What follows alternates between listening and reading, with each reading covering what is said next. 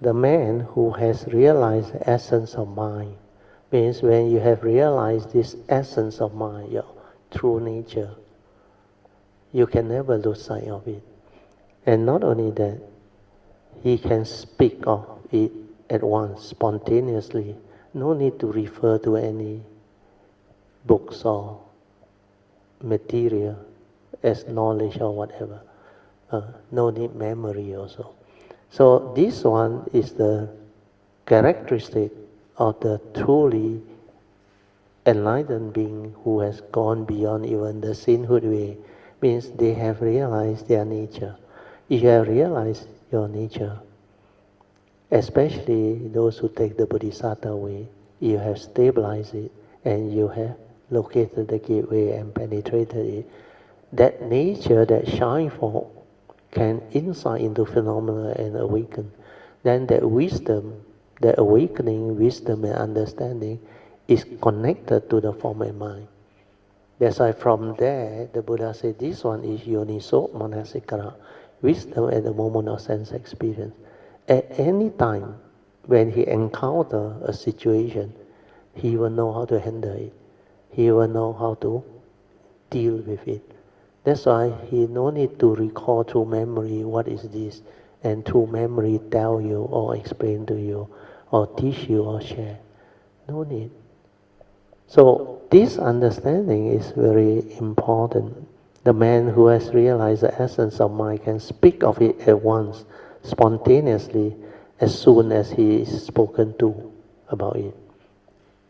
And he cannot lose sight of it. It means he can never forget one.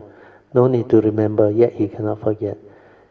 Even when engaged in a war, battlefield, that is the uniqueness of this enlightenment, this awakening. But you must realize your nature beyond the sainthood way. Sainthood way cannot. Sainthood way, maybe you only have enough wisdom to liberate from birth and death. That's why they cannot really share and teach, maybe to the limit that they understand. And the beginning of the paragraph is most important. So Master Hongren one day suddenly announced, he said, the question of incessant birth. You know what is incessant birth is that? Huh? Samsara, birth and death continuously. Huh? So the question of incessant rebirth is a momentous one. Yeah, this one not easy to overcome. Day after day, instead of trying to free yourself from the bitter sea of life and death. This one is a direct translation. 苦海, bitter sea, 生死的苦海. That's why he said, instead of trying to free yourself from all this bitter sea of suffering or life and death, you seem to go after tinted merit only. There is merits which will cause rebirth. True or not? I realize a lot of Theravada tradition devotees, they are very fond of making merits. You remember? Donation, dana. Then when it comes to cultivation, they are not so interested. So if you chase after all this, means these are still merit, but tinted. Tinted with what? Still have greed, understand or not? The greed for merit, understand? Yes, there is craving to have merit, but you have not developed the wisdom, which means you only follow the first two advice. Avoid all evil, do good, to develop the tinted merit. But you have not purified your mind to develop the wisdom, to awaken. So tinted merit is of no use when it comes to going through existence and life. So here he said, yet merits will be of no help if your essence of mind is obscure. Means what? Means your pure awareness nature obscure. Obscure by what? Your form and mind. Very good. What is this form and mind? your sankhara activity, understand? Your emotion, your fear, your phobia, all this, the heedless thinking, the negative psychological mind state, they obscure. Then all of the things that you experience through your mundane mind, they are with the characteristics of impermanent, leading to suffering and empty nature, not a permanent, unchanging entity.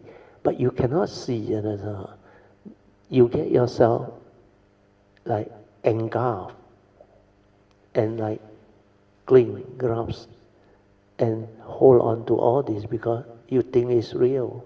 You think it is something that you crave for. That's why the existential or the four circle formation is very important. First, initially we have the what we call the pure awareness nature, your true nature, or Buddha nature.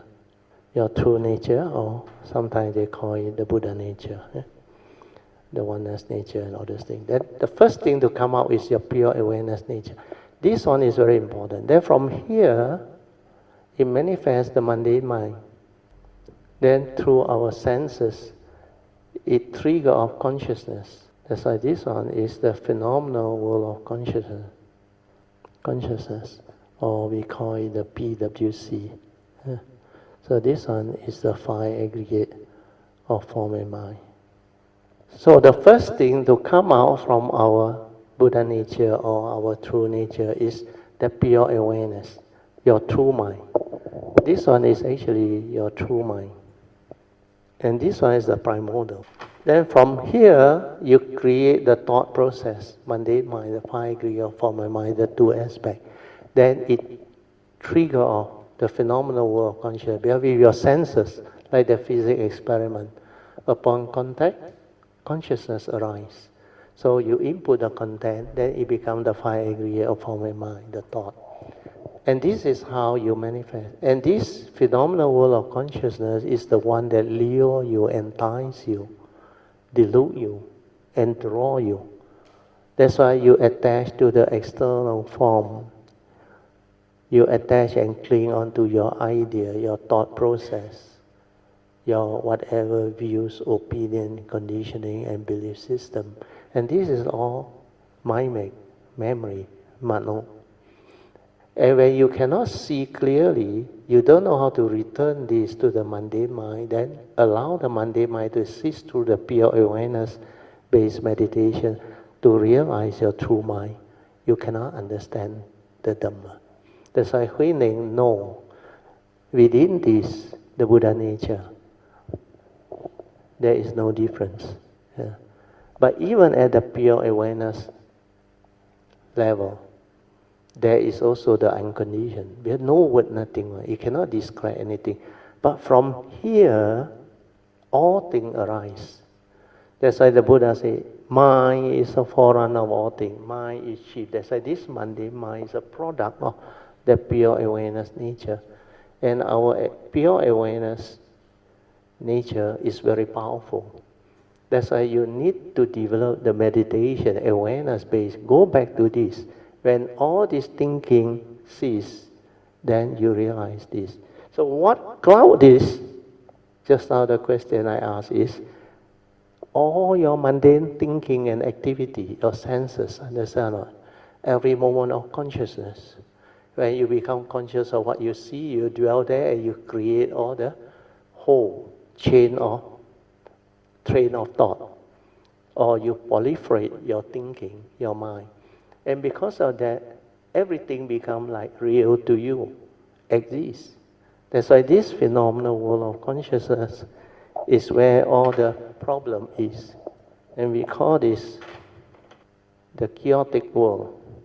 You are here, a lot of problem.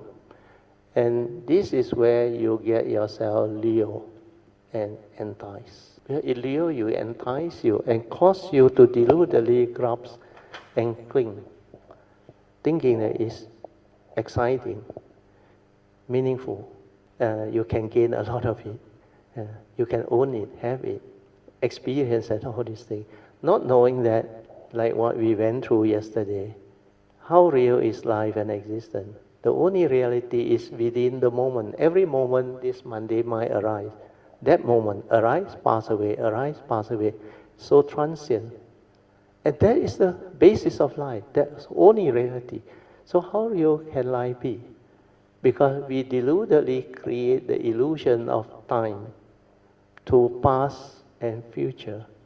We are seldom with the moment in the pure awareness to feel, to experience, to understand, and to be with the pristine beauty and wonders of life. Every moment, every instant is so wonderful, so pristine. You don't have your thought to interfere. But that moment in clarity is so pristine. Every moment is different. But the thought will tell you, yeah, this one's seen already. Nothing exciting. So you every time chase after what? New and better experiences. You realize or not? And this is where, without the Dhamma understanding, you don't understand life, you don't know how to live life, and you will get yourself entangled in this.